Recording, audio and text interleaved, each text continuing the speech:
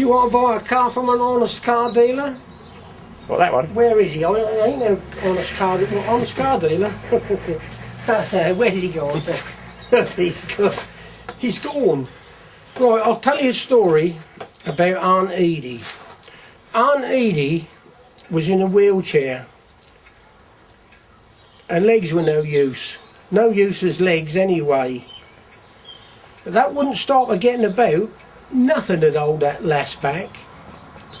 She'd done all the dusting by the time the home help arrived, and had even been round with a vac and was outside having a yak.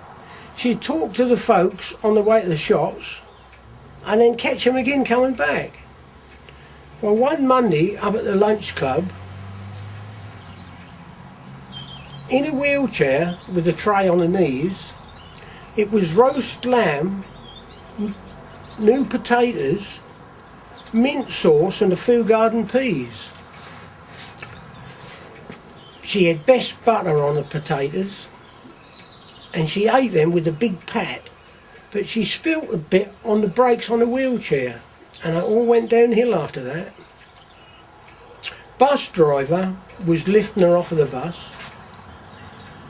and she was fumbling for her keys in her pocket. Well, he plonked her down there in the wheelchair and it shot off down the hill like a rocket. Front wheels were up like a dragster. 60 in 10 seconds flat. She was fiddling around with the brakes with one hand and the other hand hanging onto her hat. Well, there's a tyre mark down by the butcher's and another one up Wilkinson's Cat. Great big scrape in the mobile library and a hedgehog poor sod squashed flat. She was heading towards newsagent's window. Young Norman was up cleaning the sign. He said, "Your paper's not in yet, dear." She said, "That's all right, some other time." So she spat on her hands and slowed the left wheel and went under his ladder with skill. And she shouted, "That's a good job I'm not superstitious," as she accelerated off down the hill. Well, she was weaving in and out of the traffic, getting quite good at this cornering lark.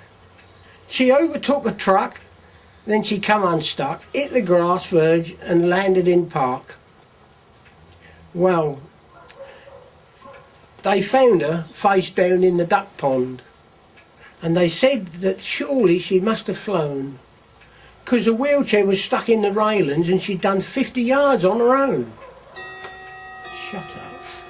So, 50 yards on her own. Well, a wheelchair was classed as a write-off, but Aunt Edie parted with glee.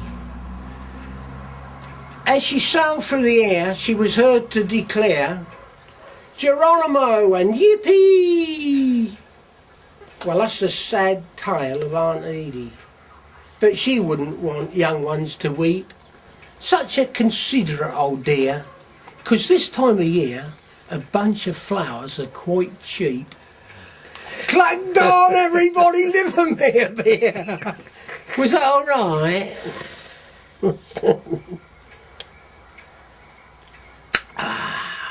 Beautiful. Best job. Do you want to buy Jag? I'll take £5 for it as it is. What do you think? That'll do, that'll bloody do. Whoa!